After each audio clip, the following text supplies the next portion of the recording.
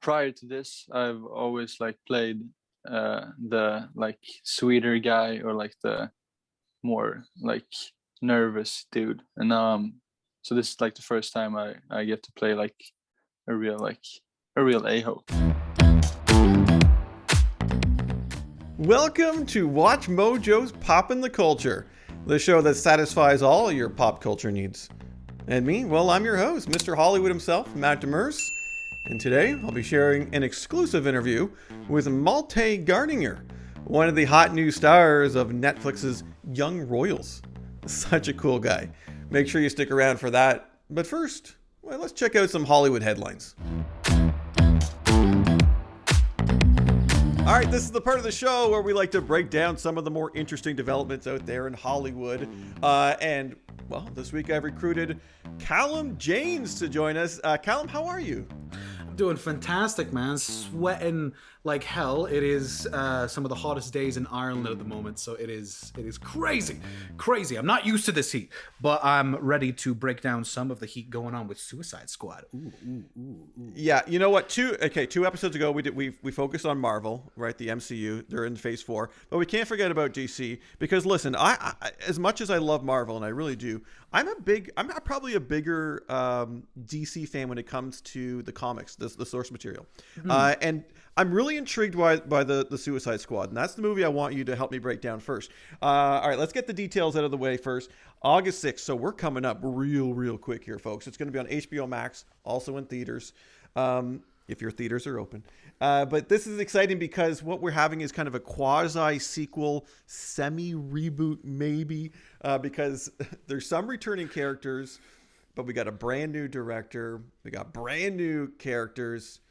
What's your take, first of all? I want to get into the specific characters, but what's your take on Suicide Squad, the sequel / reboot? It's going to be 10 times funnier. It's going to be a lot lighter tone because, I mean, it's James Gunn, the former director for Guardians of the Galaxy. And the thing is that I think, look, DC obviously failed when it came to the Justice League and stuff. Their darker tones, they sort of realized that maybe the age of super edge is over. So what they're going for, and it seems like what James Gunn is going for, is a lighter tone. Just in the same way, like, for example, DC saw a lot of success with Shazam. It seems like this Suicide Squad will be a lot lighter, a lot more jokes. At least that's what we're getting from the trailers. And as you said, it's sort of like a soft sequel where they're going to be taking elements, obviously, from the first film, but not all of it, because there are parts of it that DC want us to forget, but they still want to capitalize on just the amount of amazing characters that's in DC. I would argue that DC has better characters in general. And I think that James Gunn's obviously taking advantage of that, taking in really obscure villains into the roster. You know, you've got Polka Dot Man, who I didn't even know of Polka Dot Man before this film. So like, I think that while I don't think that it's going to make as much money at the box office, obviously given COVID, but in comparison to like Marvel movies, I do think that if this film is successful, we could see a similar kind of formula of this lighthearted sort of ragtag formula become more common in DC, which is what they want anyway. They just want to make money on their films, but producers interfering with all of the stuff is just making it ridiculously hard for them to take advantage of what is an amazing universe. But yeah, I think it's going to be good. But I mean, we'll just have to wait and see. James Gunn is one of my favorite Marvel directors, so I have a lot of confidence in him specifically. Yeah, and I think that's the key. I'm so glad you brought up the new director. And I kind of feel bad for the original director, David Ayer, who is saying that the movie that came out, his was the 2016 edition, that wasn't really his final product. There was a lot of studio meddling. They kind of chopped it up. They made it more of a music video. So I kind of feel bad for him. But at the same token, I'm really excited for James Gunn to bring us his take. Okay, you mentioned those characters. Listen, they're C-list, D-list, obscure characters. The promotion here, Callum, is don't get too attached. Meaning, well, I mean, yeah, it's with so many villains in the film, it would be hard to juggle a cast of that size and, you know, what would be an hour and like hour, 2 hours worth of a movie. But I mean, I can see which ones would probably die first. Okay, well, let's get to it because I have a few ideas of I think who will live, who will die, and I think this will be kind of fun as you're watching the movie to kind of place your bets. So I've asked you to come up with some of the same. Okay, first of all, who do you think is going to live? Give us a survivor, or if anybody. Well, I mean, I think Bloodsport, Idris Elba's character is going to be. I think he's probably the main person who's going to survive the film. Just or at least maybe survive to the very, very end. You know, not like any of the ones who are going to get cut off early on. Obviously, Harley Quinn, because Harley Quinn is the heavy hitter in Suicide Squad, so she's obviously going to live. What about you? Who do you think's going to live? Okay, so I've got Blackguard. Okay, this is Pete Davidson's character. This is very obscure. I think he's going to die, though. Okay, I started with a death. I think he's good for maybe a cameo or two, but there's no way they're going to keep this obscure character. You think? Well, no, I agree with you. I think Pete Davidson's going to be killed early on. I think as I love Pete Davidson as an actor. I really do. As a comedian on SNL, I think he's fantastic, but I don't think he will be given too much focus. Just like the same way like Nathan Fillion is going to be in the movie, and I think especially in like the breakdowns and the trailers, he seems to have a very minor role. Yeah. So I'd be surprised if he lasted too long. But besides, his powers is that he can just separate his limbs and they're just floating about slapping people. Like I don't think like as cool as that ability is, but basically being Rayman in real life, I don't think that I don't think he's going to last very long. I definitely think John. Sorry, please go ahead. I was going to say Rick Flag has me torn, right? He was from the original. Joel Kinnaman is the actor there. He kind of led the group at the beginning. This time around, he's back, but I think, I think he might go early on to let these characters kind of run wild. Yeah, I think that might be a bit of a twist. What do you think? Are you thinking Rick Flag's going to survive? See, that's the thing, right? It's just about how risky James wants to be when it comes to like who he's going to kill off, because it's again like, okay, I see, okay, that one has me stumped, but I didn't think of it before you said it, because I was like, no, he's obviously going to live because he's one of the mainstays, and he's one of the less, like if you look at it from a studio perspective, DC would want to, if they're going to make more Suicide Squad movies, or at least they want to cameo them in future movies, they want people they can easily retain.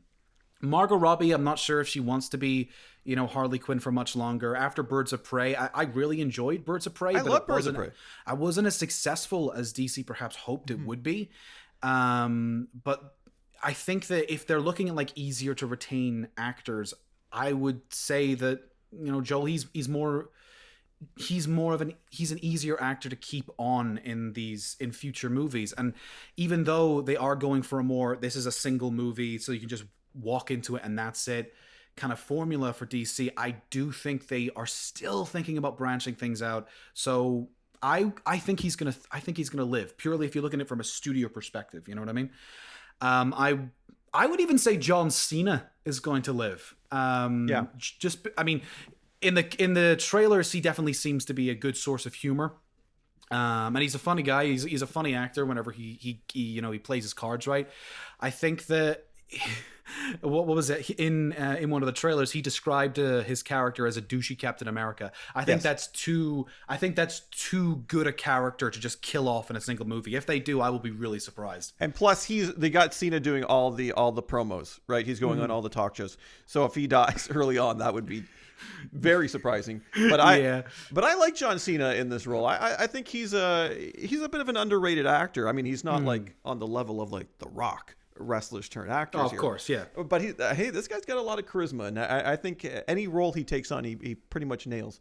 I don't know if you have any more. My last one, because you touch on a lot of mine as well, is King Shark.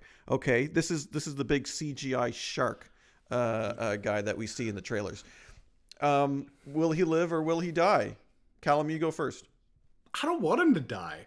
Like, that's the thing. Like, part of me is like, okay, having him do a sacrifice, because he's a childish character, right? He's big, he eats people, he's terrifying, but the thing is, he's just like, he's so childishly innocent in his actions during the trailers, at least. And the thing is that having him die at the end of the film would probably be the emotional tug, you know, be the hero's journey kind of thing that you kind of expect in these films. Someone who's one of the mainstay ones has to die.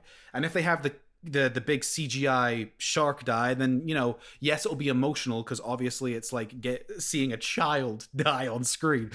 But but I don't want him to, because he's the funnest part of the trailers. You know, just getting giddy over meeting some fish. That's great. It's great. But if I think about it realistically, yeah, I don't want him to die, man. I don't want him to die. Like but there is a bit inside me saying, like, you know, he's probably gonna die. He's probably gonna die. He's the easiest target if they want to pull on the heartstrings of the audience. But it's James Gunn, right? And if you look at Guardians of the Galaxy, he kept, like, there was a Groot is a talking tree, right? Yeah. And I didn't think that would work. So I look at King Shark as kind of like, I don't want to say he's Suicide Squad's Groot, but he's kind of a marketing, you know, he could have toys and T-shirts. I think he's sticking around because, like you said, I like him, you like him. People don't want him to die. I'm sure the studios see some sort of dollar signs out of this giant shark. Maybe. You're probably right. You're probably right. I don't know. Even in my heart of hearts, though, I do think that they'll probably pull a bait and switch or something. He'll maybe like almost die, and then he'll appear up, laugh, being like, "Hi," just out of nowhere. I can just feel it because it's like it's the same thing. I mean, in Guardians of the Galaxy 1, Groot dies at the end. The only way that he survives is because Rocket's able to get a branch, remains of him, to be able to grow into the new one, which is why we get young Groot in the more modern Marvel movies. But I don't think they could do that with King Shark. It's not like you could. I don't know. He's not going to lay eggs or something like that. I don't know how sharks reproduce. Baby shark. Hey, there you go. There's marketing genius. Baby King Shark. Baby King Shark. I think you're onto something. Oh no. Well, if you use that idea, DC, I want royalties. Hey, listen, there's so much more characters, so much fun to be had in this movie. I got high hopes, so we'll talk about it once it's out. See who lives, see who dies. Cal, I'm going to hold you to it. I'll have a little scorecard to see how well you did. Let's move on because they love this show. It's back. It's season number 5. It's Rick and Morty. Get riggedy wrecked, son! I love this. No, you might not have even noticed, but I'm drinking out of a Rick and Morty mug. Oh, like, I love that show. I was going to ask you to do a scale of 1 to 10 how big of a fan you are, but I'm assuming it's. Oh, see, okay, so I'm only getting into the comics now, but the thing is that, you know, it's given my work and stuff like that, literally deep diving into the stuff. I'm a reasonable expert. I'd say I'm probably 8, but I'm not one of the.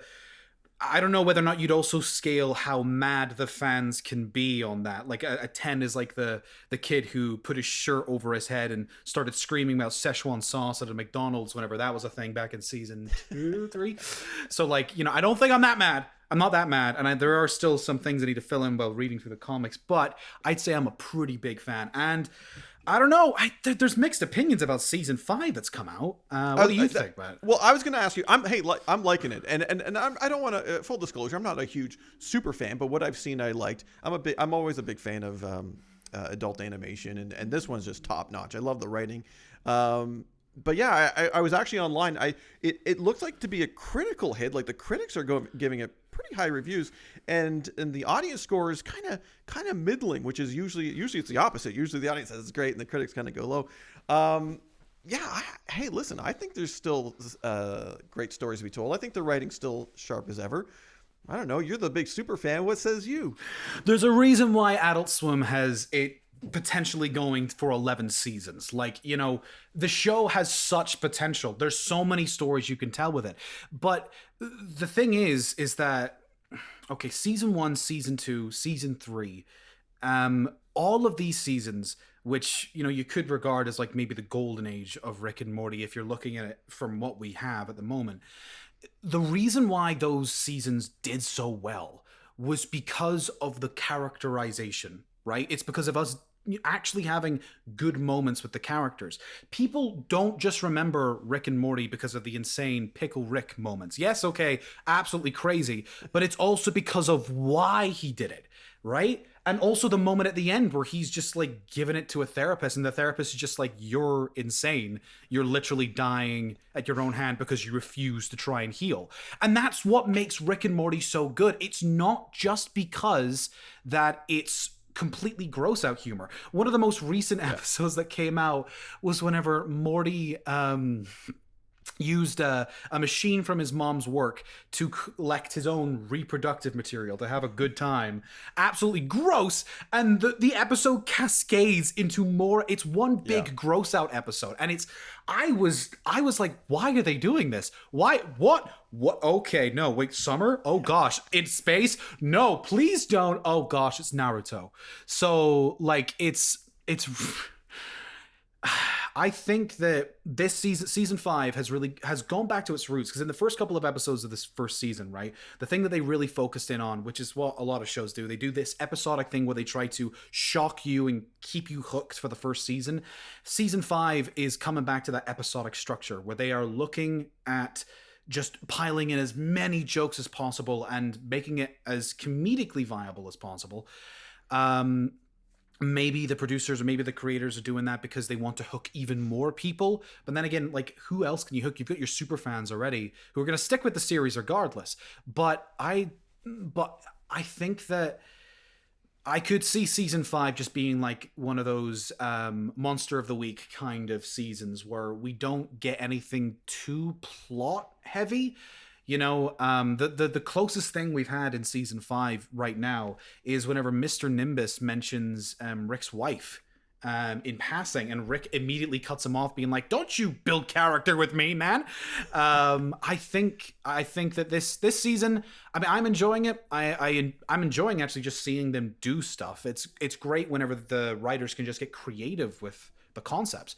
But I think that, you know, whenever Rick and Morty goes back to like the more plot heavy stuff where we actually like get vulnerable with the characters, I'd say that that's whenever the season will start, or the show will start to shine again. Because I'll tell you what, one of my favorite episodes from this entire season is exactly what I've been talking about. It's the episode with Captain Planetina, a parody of Captain Planet, where Morty falls in love with this basically representation of the Earth's desire to protect itself, right? And she goes insane because everybody just won't listen to her, and Morty has to break up with her because she starts killing innocent people. And it's the end. Even the writer said in interviews that the end where Morty is just crying into his mom Beth's like chest and just being like, I loved her so much. Like, that's where you hit people. That's what it is. That's where it shines. And even Dan Harmon said it. Dan Harmon said that the best parts of Community came not whenever the lines were written to be jokes, but were funny because you loved the characters. And I think once we return to that, that's whenever Rick and Morty will shine again, and all the naysayers who were like, I don't like how ridiculous it's getting, will probably be silenced. That's probably just what they're looking for, you know? An emotional connection with Rick. But you shouldn't be relating to Rick in the first place. He's a terrible guy. He is terrible. I think the writers are having fun, and I can't wait to see how this season wraps up.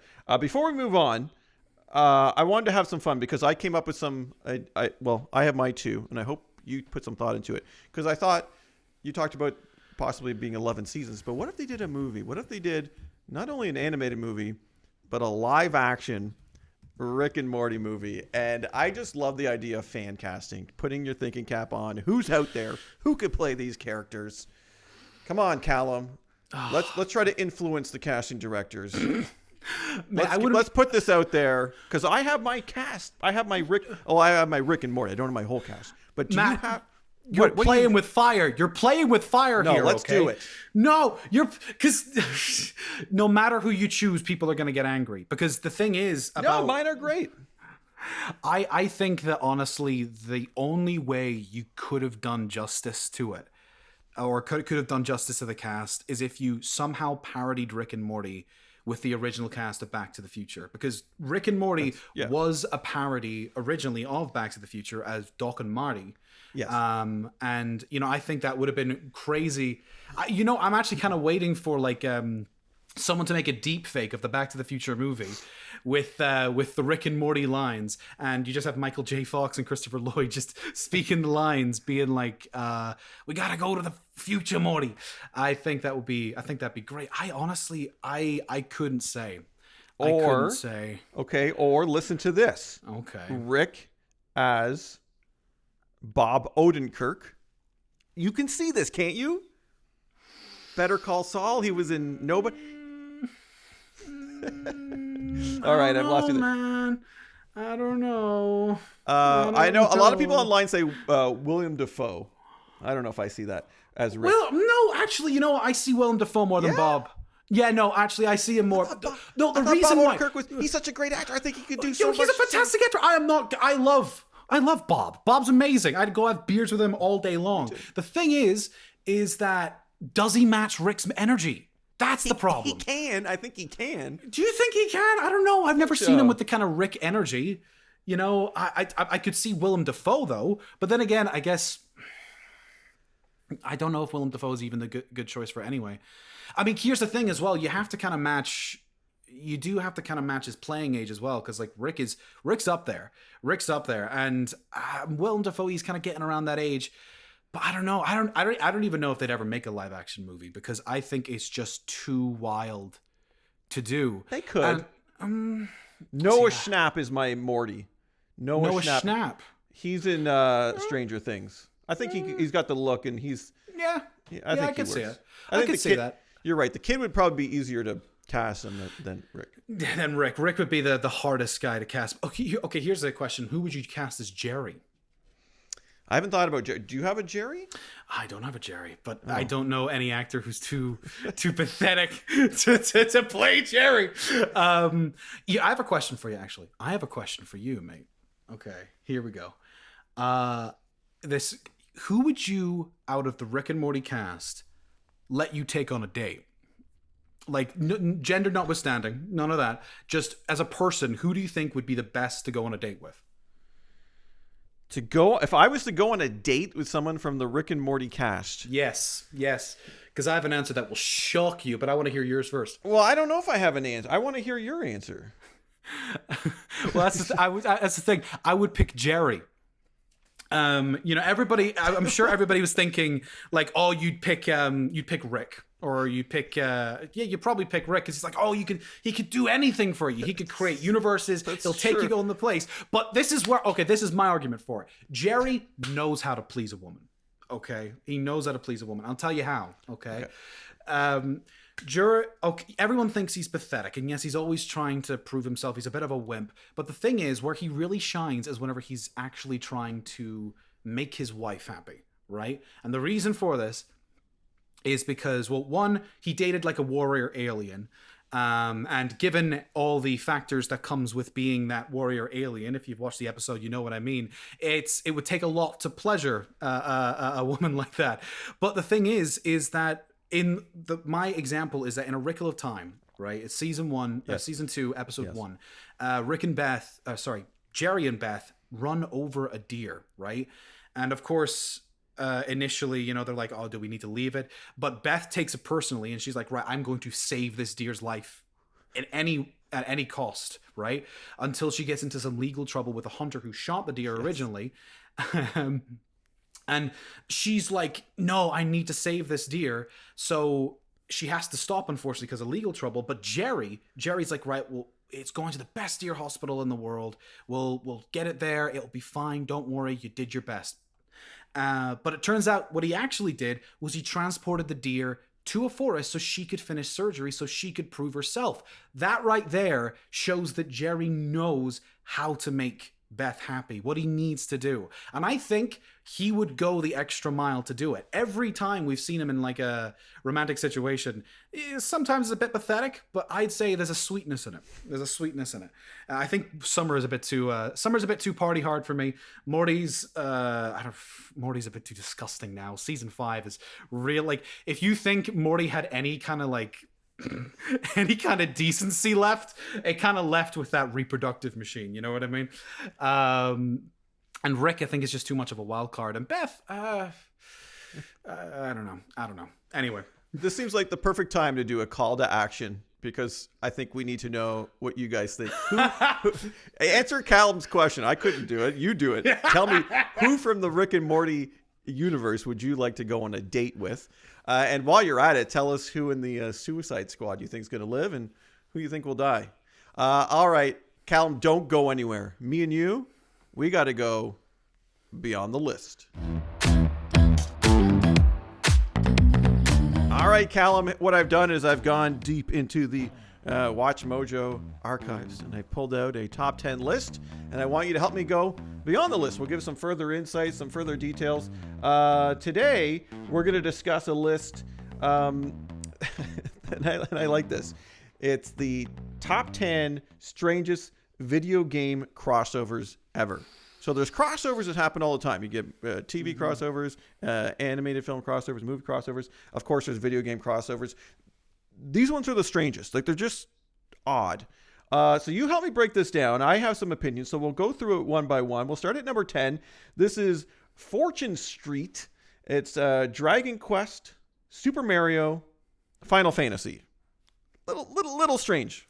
Yeah, absolutely bonkers. Who knew the thing that conjoined all of them together was making money, the stock market. It's the crazy thing, because it's as well, it's because it's not just like a Monopoly clone. You get to invest in the stock market in that game, which is so weird. I didn't know Mario was into his finances. He's a plumber, but he's reading the stock exchange. It's a weird one. It's definitely a weird one. I don't know. Did you play that one? I haven't played Fortune Street, mostly because I can't find anybody to play it with, because I feel like it's a kind of thing where you just kind of sit down with a beer, you start drinking, you get more and more confused as you keep playing. You know what I mean? All right. Well, let's move on to number 9. This one is called Ehrgeiz. Ehrgeiz. Yes. Am I saying that right? It's like a German phrase. God Bless the Ring, Final Fantasy, and Ehrgeiz. Now, Ehrgeiz, people might not know what the heck that is. They obviously know what Final Fantasy is. Tell us this, because it's strange. Ehrgeiz was a fighting video game in the style of like Tekken, right? Back in the early days, that was created by Dreamscape, I believe. It is. It was just a strange thing, right? Because it was created. And it was fairly popular in Japan whenever it was released. But the thing is the strangest part was that Cloud and Tifa were available on the original arcade release. And you've got like these crazy characters, Bob, there's a dog in there, and then you just suddenly have Cloud waving his giant sword around. And then what's even weirder is whenever it got released on PS1, shortly after Final Fantasy was released, you had all the other characters that were joining, like Vincent, Yuffie, Zack, Sephiroth, and you're just like, what's going on? None of these characters really use their fists. So what, it was a crazy crossover, and to be honest, I can't wait to find a way to play it. I've seen it been played online. I want to get my hands on it. Yeah. So bad. Like an original copy. I mean, like one of the old PS1 ones, Yeah. If anyone out there, hook Callum up. Hook me up, please. I will pay so much money. Number 7 is Sonic and Mario at the Olympic Games series. I remember this. Sonic the Hedgehog, Super Mario. They did that Olympic Games. Wasn't that weird? Because you could do like Wario doing ice skating. The weirdest thing about it, right, is that Sonic apparently in his canon is the fastest hedgehog alive. Yes. And yet you've got Bowser like sprinting along like Yes. And Sonic's like, what's going on? Everybody gets nerfed in this thing. But I tell you what, I enjoyed playing it as a kid. It got me interested in the Olympic Games, which was what it was for, Very timely right now with the Olympics. Yeah, 100%. If you don't like what you're watching on TV, go play that. All right, this one, I remember this one too. This is the poker night at the inventory. So you had all these characters playing poker, but it's a bizarre mix. So you had Heavy, Superbad, Tycho, Max, and then the next set was, Brock, Samson, Claptrap, Ash, Williams, Sam. Like they were all there, and they would interact while playing poker. It's kind of a fun concept, but strange nonetheless. Oh yeah, it's more like that game wasn't that game. You weren't there for the poker. You were there for the characters. And to be completely honest, I wish they had continued to make games like that. But the thing is that there's only so far you could go, and they kind of hit the ceiling with the second one. Because what else could you add? What else could you add? Just more characters. If Poker Night of the Inventory was released nowadays, they might have been able to make a bit more money off of downloadable characters. You know, being able to like bring off like the same way that like the fighting games are bringing in like the Ninja Turtles and stuff like that. Absolutely. You know, I'd say Poker Night of the Inventory might have done pretty well if it was released in today's times. Hey, you just sold me on something that doesn't exist. Okay, number 5 is Mario and Rabbids Kingdom Battle. I like Mario. I like the Rabbids. Them together is strange. The craziest thing about it though is that it's not a party game, right? You got Rabbids, which like instead, no, it's a tactical strategy game where they're hiding behind cover. It's like XCOM or something.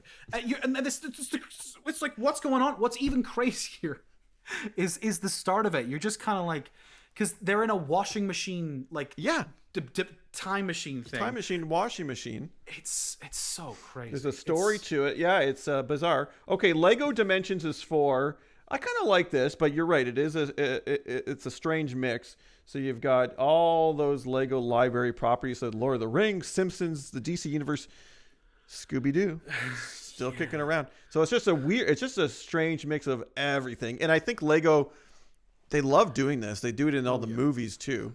So just strange. It's a fantastic way to make money because you just continue any property they get, they can just put it into this game. I think it's fantastic. It's great, but there's a point where it gets so large that I'm kind of just like, it's too much, too overwhelming. I'm like, oh gosh, oh no, yeah, no more Lego.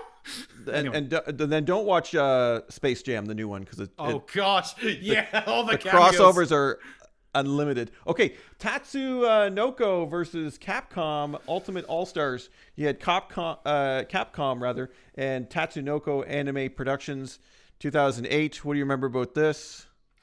Strangeness. Just the fact. Just think Marvel versus Capcom. Very famous crossover fighting game. But instead, think really obscure anime titles that no one in the West would know. You just don't know. You just don't know them. I thought if it had just been released in Japan, I would have been like, okay, that's good because it's local. You know, that's really what it is. It was a lot of classic anime, and it was with one specific anime production house. You know, I would have, if it was maybe like Jump or something like that, where you had characters from like Dragon Ball Z and stuff like that, One Piece, Bleach. You know, if you had characters like that facing up against Capcom, I'd understand if it was released in the West. But instead, it was Tatsunoko, and we were just like, what is going on? Hello, Eagle Man. You know, no one knows. Yeah. But I'll tell you what, it is a very fun game to play. If you're looking at it from purely a gameplay standpoint, it's worth a play. You know, absolutely. Okay, that brings us to number 1. Number 1, strangest video game crossover. We've got Disney, Disney, and Square Enix, Kingdom Hearts. That's just odd. I'll tell you what. Odd. I'll be honest. I'm a huge fan. In fact, you know what? Actually, in the background here, 1 second. This is actually one of the characters, Riku from Kingdom Hearts. This is his. In Kingdom Hearts 3. I love those games. Okay, I grew up with them. They were emotional. They were fantastic. They are amazing. But it is incredibly weird, especially when you have the likes of Donald Duck, and Goofy going on about darkness at the end of the world. You know, it's like, we gotta stop the darkness, and you're just like, what's going on, guys? What were you smoking in the offices there? The craziest thing is that it was also an elevator pitch. Like whenever it was being produced, literally, what was it? Square and Disney were sharing a building, and one of the execs at Disney literally just had one of the guys from Square Enix being like, "What do you think about this?" And they were just like, "Okay, we'll see what we can do." And that created probably one of the most famous crossover games of all time. It's really confusing, but I absolutely adore it. It's amazing. All right, let me ask you this: are there any video game crossovers that you would actually like to see that make sense but haven't happened yet? I have two, but you give me one, I'll give you one. Ones that make sense? But those aren't the funnest ones, man. The fun ones are the ones where you're like, what's going on and why do I love it? If you're going for fun ones. Yeah, give me, or just one that you want to see. Maybe it doesn't make sense. See, I have Tomb Raider and Zelda. Oh. Come on, I think that'd be really great. No, actually, that would be good. The same kind of. I don't know if it makes sense. No, but yeah, I mean, it can be a bit crazy. Imagine if Link was rocking up to Lara Croft and being like, "Hat," and then she just pulls out her gun, just goes blah. It's like that's it. There's all these complex puzzles, and she's just like, "There you go. It falls down. That's it." No, I think that's a pretty good crossover. Thank you. Yeah. Would it happen though? Not sure, but I mean, here's the thing, right? The thing with video game crossovers is that it's becoming more and more common these days. All these fighting games, Mortal Kombat, fighting games, of course, yeah, because they're the ones that probably benefit from them the most. You've got these amazing characters fighting each other, just in the same way that I think Super Smash Bros. Is the one that kind of kicked off this idea that these characters sharing them makes the game all the more profitable. Plus, with the more recent rise in how video games not only just need to sell well, but they also need to keep selling. They need to keep making money. The same way like Fortnite has characters, it is football players, it is DC, Marvel, like flipping Rick and Morty. Like, it's that's crazy stuff. That's crazy stuff. You know what? Though? Devil May Cry and Scooby-Doo. Oh.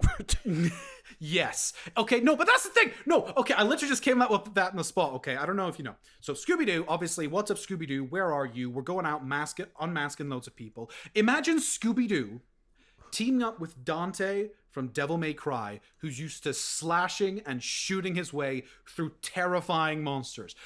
Imagine a mystery / action game like that. I think it would just be hilarious just for Dante and Scooby-Doo and Shaggy. Oh, it'd be great. I think that'd be great. I'm in. I'm totally in. All right. So we want to know, you guys out there. First off, what do you think is the strangest video game crossover, and which ones do you want to see? Let us know in the comments. Callum, I can't thank you enough for joining in on all the fun this week. Thanks for being here. Well, thank you very much for having me, man. It was a lot of fun. All right, it's now time to check out my Mojo Chat of the week. Netflix's smash hit new teen drama Young Royals is now streaming, and I couldn't be happier to be joined by one of the breakout stars from that show. Malte, how are you? I'm doing wonderful. How are you? I'm great. And okay, let's talk about this show, because literally I'm obsessed. I've watched it. There's only 6 episodes. And I'm like, no, I need more. It's such a great show. For those that haven't checked it out, I think it's kind of like The Crown meets Gossip Girl. It's really interesting stuff. I'm going to turn it to you. Why do you think Young Royals has really connected with audiences, especially young audiences? I mean, I think it's because they like cover so many different struggles of like youths and growing up and stuff like that. And I think almost everyone can like relate to some character in the show. Absolutely, you touched on it. Hopefully. It is no. You're right, and I think the other thing, and I'll get you to agree or disagree, is authentic. Yeah. I think on the show, the teens look like teens. They have some of the actors have acne in scenes, which is kind of refreshing, because you would see, especially in American television, they're like 30 years old playing teenagers, and they look like models, flawless. But I think there's a real authenticity to the show. I agree. Yeah, and I think it's weird that's like that is one of the like selling points, but I get it, because it's not that like it doesn't occur that often. It makes sense. I mean, it should be like you should have some pimples and should be looking like you haven't slept on some days, or like, you know, Absolutely. that's the way it is. Yeah. Okay, your character, August. Okay, I don't want to say it. Okay, maybe I'll say it. Yeah. You're an a-hole. Your character. Yeah. Sorry, your character. I'm No, I'm not an a-hole. Yeah. and that's why right now I'm like, wow, Malte is such a nice guy, because on the show, August is not a nice guy. No. Do you like playing? Do you like playing the kind of bad guy? Yeah, because I've like prior to this, I've always like played the like sweeter guy, or like the more like nervous dude, and so this is like the first time I get to play like a real a-hole, and that's pretty fun. Yeah. What's interesting, what's actually interesting about that is that I think I heard this, that you were thinking of going for another role, and now that I see you as August, I can't picture you in another role. Is that true? Were you looking to get in as another character? I was initially like trying for the part of Simon, that Omar then played, which I think was like a genius move because he did it perfectly. But then like on the spot when I tried out for Simon, they just like, do you want to try for another part? And it happened to be August, and then I just killed it. No, I don't know. No, you did. I'm actually glad it worked out. So, and it's always interesting to find out these actors. You hear different stories about them wanting different roles, and I think I don't know, someone knows what they're doing in the casting department. Tell me about the behind the scenes. Everyone wants to know, what was the set life like? Are you guys actually friends? Did you hang out? I think it might have been a little different because obviously our world is very different at this point. But what was the behind the scenes of this show? Very like loving, and even though there was like a big emphasis on like, because it was like during the pandemic, like the peak of the pandemic, it was a lot of like distancing and stuff like that, but we still like became very close, I think, maybe because of that as well. Yeah, I can totally see that. When you're as an actor, when you're Malte, when you're doing a show, when you're in those scenes and you got the script and you're actually doing it, and this is the first season and it hasn't come out yet, do you know if you're doing something good or idea? You have no idea. So it's always just, you can have some like, I mean, I think I felt something for it when I like went into some scenes, but you can never fully like grasp what the final product will be. But it turned out great, and I'm very glad that it did. Yeah, no, it is. Okay, you probably don't know. You probably can't say or don't know, but everyone, including myself, wants to know that there's a season 2. Do you know? Can you wink? Is there anything? Can you tell us anything? I don't know, to be honest with you. There has to be, right? I really hope so. I would love to do a season 2, and just because I want to see where these people are going to end up and stuff like that. No, I'm with you. So it's just self for selfish reasons. But I don't know, actually. Hopefully. If there's not, I'm sure there will be some sort of petition. I'll start it. Yeah.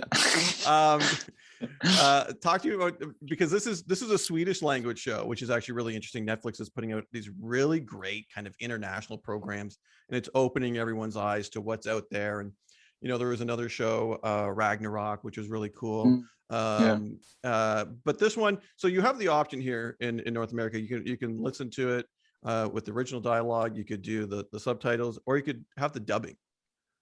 Have you listened to other August dubbing in different languages?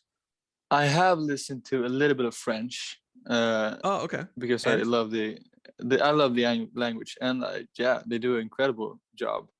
It's so weird to like to like hear. Yeah, it's. And you've never met these So you Never, don't know no. who's doing your voice. No. I would love to have like a little sit down with all of the Augustus. Yes. And, yeah. We need to. Yeah, you need to. What you and all the Augustus. Yeah. To do the voice, need to have like a, I don't know, like a party, like a beer bash. I think it'd be fun. Yeah. Okay. That would be great. All right. You as an actor, Malte, I mean, you're a young kid and you got your whole career ahead of you. I'm assuming that you want to continue as an actor. What are kind of your aspirations? Where do you want to go? Are you looking to do some movies? You want to stick with TV, or are you just kind of seeing where it takes you? I think like right now I'm just going with the flow. Okay. I want to just work and get better. And but I would love to do a real like cinematic movie sometime in the future. And I would love to speak English, have a like English speaking role. That would be cool, I think. Yeah. Well, like I said, a lot. If you go online, hey, listen, people love you, August or Malte. Almost called you August, because you're so good in that role. But you know what? You know what people also love about you? Your hair. Your hair. My hair. Yeah. You know this? And now I'm a hair guy. I love my hair. My hair. I cut it pretty short. You have a beautiful set of hair. Thank you very much. But your hair. Like there's actual like pages online about how to get your hair or what the deal is. Because on the show you have a particular hair, but in real life I can see that you've got the long locks. I don't know. Do you put a lot of effort in your hair? Not that much. I mean, I occasionally shower. I think that's about it. So I don't know. Shower. That's your tip, people. Yeah, that's your tip of the day. What we could try to do is maybe you can get a shampoo endorsement. You could start doing commercials. That would be great. That'd be great. Like some Old Spice, you know, the guy. That would be wonderful. Yeah, there you go. Well, amazing stuff. Okay, listen, Malte, I won't keep you. I know you're a busy guy. Hey, by the way, happy birthday. I know you just had your birthday. Thank you. Thank you, man.